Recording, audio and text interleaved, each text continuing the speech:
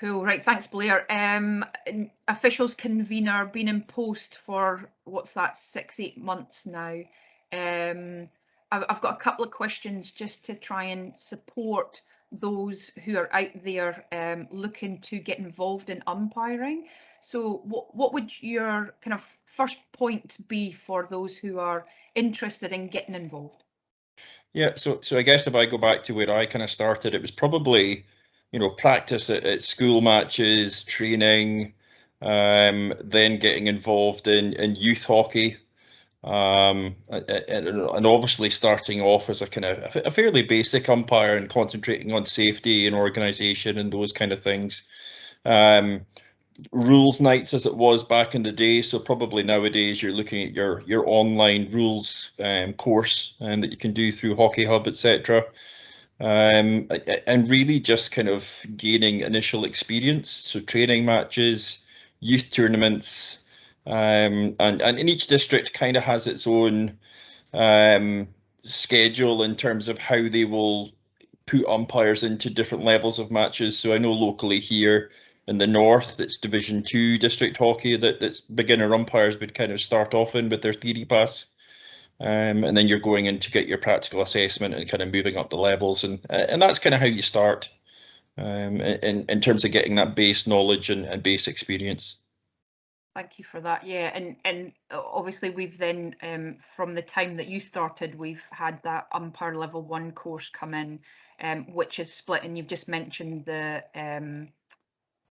kind of theory part with then practical. So again, there's a little bit of practical experience and support through that course. Yeah.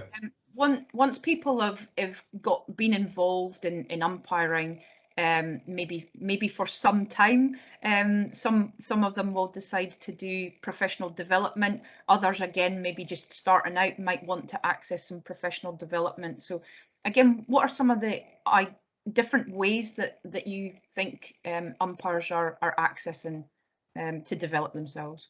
Yeah, so we're very big on CPD, and in that case, a lot of that can be workshops. We do drop-in sessions for Scottish hockey umpires. Even just getting along to other National League matches, international matches, and observing umpires. We're quite lucky in Scotland that we have, very experienced and highest level of umpires around, people that have umpired Olympics, Commonwealth Games, etc., and done these finals, and they're quite willing to share their experience. And it's very often that we'll have an umpires briefing session, and the likes of Sarah Wilson or Martin Madden will come along and share their recent experiences at tournaments. There's various things online, so quite a wealth of stuff on YouTube. There's Hockey Hub. But just get out and speak to your umpires. If you're at a club and you've got a senior umpire at your club that's doing, National League week in, week out, or they're an international umpire, just ask them. Umpires are approachable people.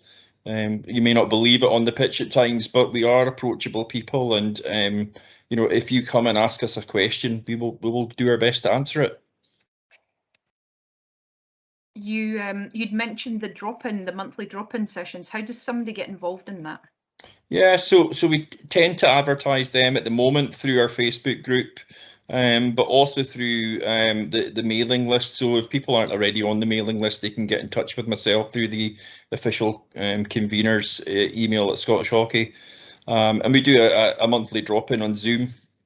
So, typically subject driven. So we'll have different subjects. Sometimes we have briefings for the start of the outdoor season, for the start of the indoor season, just on umpire interpretations, any new rules. So we've got, hockey changes its face every 12 months. There's new rules brought in, or experimental rules. So we take the umpire managers, umpire coaches, etc., from our team, if you like, Scottish hockey team, and put out the most up-to-date briefings and interpretations for all the officials, and people can ask questions. And I think on the last session that we held, the indoor session, there was something in the region of 70 or 80 umpires that attended that session, and some really good discussion. And John Heron, who led the session admirably, answered some really good questions and things that are unusual. Some of the questions were fairly unusual because you had different levels of experience of officials that were attending. So yeah, get involved in these sessions and don't be afraid to ask. We're always willing to support and give information.